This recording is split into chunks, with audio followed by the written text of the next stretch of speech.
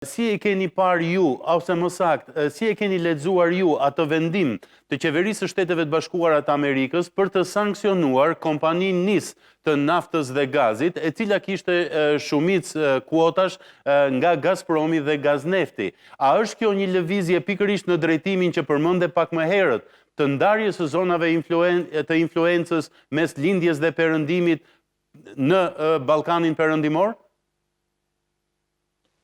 Pa dyshim që është dhe thot edhe një përplasje, po edhe një kufi, i cili është objektiv strategjik i perëndimit që të nxjerrë Federatën Ruse dhe Kinën nga ky rajon, megjithatë deri me tash nuk ja ka arrit, madje me konsiderim që ka humbur terren. Objektiv strategjik i perëndimit është parandalimi më të tjeshëm i këtyre dy vendeve dhe nëpërmjet një formule që është shumë komplekse, po që në shqeqim të parë duket e thjeshtë.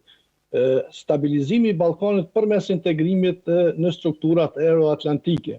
Nëse e shohim do të thotë përjashto Serbinë dhe Kosova, e cila është me pranim, me prezencën e NATO-s brenda, të gjitha vendet e tjera janë përfshirë tashmë në Aleancën Atlantike.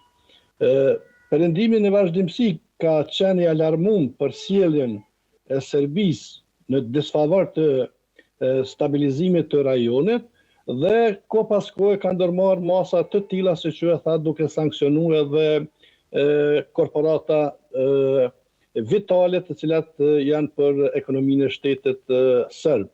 Megjithatë, ko pas kohë është tregu dorë lshut sa i përket masave, që konsideroj që kanë qenë jo shumë restriktive për ta disiplinuar Serbinë, dhe e njëjta ka arritur që të eksportojë situata ko pas kohë sporadike destabilizuese në rajonin tonë.